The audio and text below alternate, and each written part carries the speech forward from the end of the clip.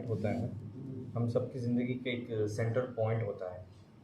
मतलब centre point का मतलब ये है कि हम जब तकलीफ़ में हैं तो उस चीज़ को याद करते हैं, खुशी में हैं तब भी हम उस चीज़ को याद करते हैं। जैसे किसी का सेंटर पॉइंट है फेम, मतलब फेम प्रेस्टीज, समझ रहे हैं ना, तो फेम है। अब वो खुश में है सिर्फ फेम की वजह से खुशी में है, और वो गम में है तो फेम की वजह से, क्योंकि उसका फेम उससे ख़त्म हो गया। तो और किसी की दौलत भी हो सकती है सेंटर पॉइंट लाइफ की, किसी की अपना नफसानी ख्वाहिशात हो सकती हैं। बट एज ए मुस्लिम होने के नाते हमारे लाइफ का सेंटर पॉइंट अल्लाह होना चाहिए। ये द बेसिक प्रिंसिपल है।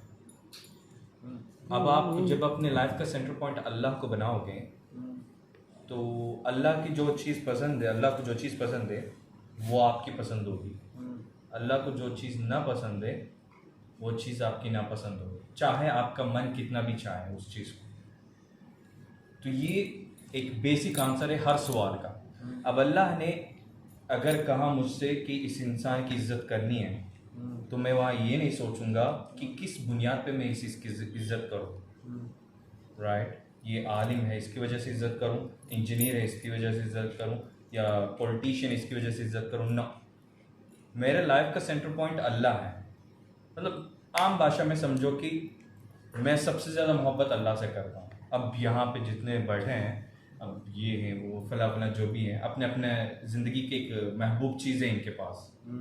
अब उसके लिए क्या क्या कुर्बानियाँ करते हैं या क्या क्या चीज़ों को ये करते हैं, आप देख रहे हैं, आप जान रहे हैं। राइट, अगर वो जगह वो लोग अल्लाह को देंगे तो फिर उनकी लाइफ एकदम पटरी पे आ जाएगी। अब मिसाल के तौर पर मैं किसी से बहुत मोहब्बत करता हूँ, फॉर सपोज मैं हम्माद भाई से बहुत मोहब्बत करता हूँ। अब हम्माद भाई का जो दुश्मन होगा वो मेरा भी दुश्मन होगा। इट्स क्वाइट कॉमन लॉजिक, ये कोई बच्चा भी समझ जाएगा। और इनका जो दोस्त है मेरा दोस्त है, अभी आप सब इनके दोस्त हैं तो मेरे भी दोस्त हैं। अब जो इनके दुश्मन है वो मेरे दुश्मन है।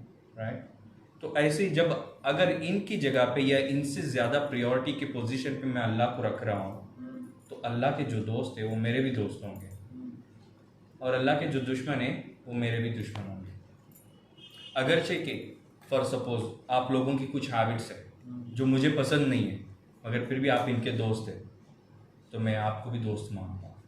तो ऐसे अल्लाह ने जिनको अपना दोस्त बनाया है, कभी कभी हमको उनकी चीज़ें समझ में नहीं आती। जैसे अल्लाह ने कुरान में कहा इन्नमा यख्शल्लाह मिन इबादिहिल उलमा, यानी लोगों में सबसे ज़्यादा अल्लाह से डरने वाले अल्लाह के आलिम बंदे, मतलब जो अल्लाह के इल्म रखते हैं। देखिए सबसे बड़ी गलती क्या हुई, हम दो ट्रैकों में बढ़ गए, उलमा अलग हो गए, अवाम अलग हो गए। ऐसी कोई चीज़ नहीं है इस्लाम में कि उलमा अलग है अवाम अलग है। अल्लाह ने कुरान में कहा इन्नमा यख्शल्लाह मिन इबादिहिल उलमा। उलमा का मतलब ये नहीं कि सिर्फ मदरसे में 8 साल पढ़ा है, 10 साल पढ़ा तो आलिम नहीं। जिस चीज़ की मुझे मालूमात है मैं उस चीज़ का आलिम हूँ। मुझे मालूम है कि रमज़ान में रोज़ा रखना, मैं उसका आलिम हूँ। लेकिन हमारे सोसाइटी में कैटेगराइज कर दिया गया कि उलमा बोले तो मदरसे का सर्टिफिकेट उनके पास होना। ऐसी कोई चीज़ पहले ज़माने में कौन सर्टिफिकेट देता था आलिम को? कोई नहीं। तो अब अल्लाह ने कहा कि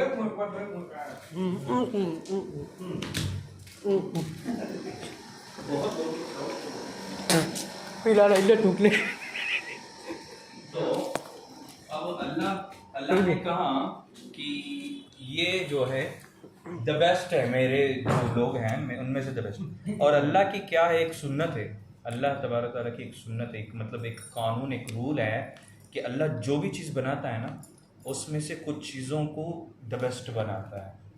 मतलब प्रायोरिटाइजिंग करना ये अल्लाह का एक रूल रहा शुरू से।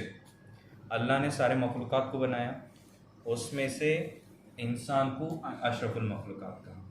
फिर अशरफुल मखलूक़ात हम सब हैं, राइट, इन जनरल, वो चाहे हिंदू हो, क्रिश्चियन हो, मुस्लिम हो, सब अशरफुल मखलूक़ात हैं इंसान होने के नाम। अब इनमें से द बेस्ट कौन है? जो अल्लाह को मानते हैं।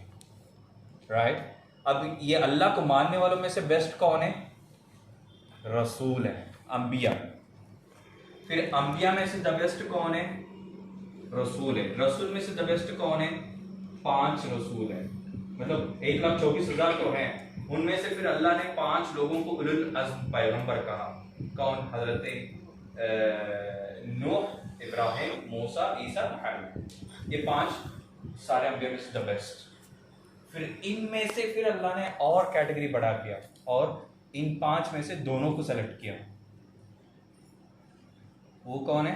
हजरत इब्राहिम और हजरत मोहम्मद सल्लल्लाहु अलैहि वसल्लम। ये दोनों को अल्लाह ने अपना दोस्त बनाया। और इन सब में से द बेस्ट और कौन है? अगर इससे भी और हम कैटेगराइज किया जाए तो फर्स्ट पोजीशन पे कौन आते हैं? विदाउट एनी डाउट मोहम्मद सल्लल्लाहु अलैहि वसल्लम, क्योंकि अल्लाह ने उन्हीं को अंबिया की इमामत के लिए सेलेक्ट किया है। तो सारे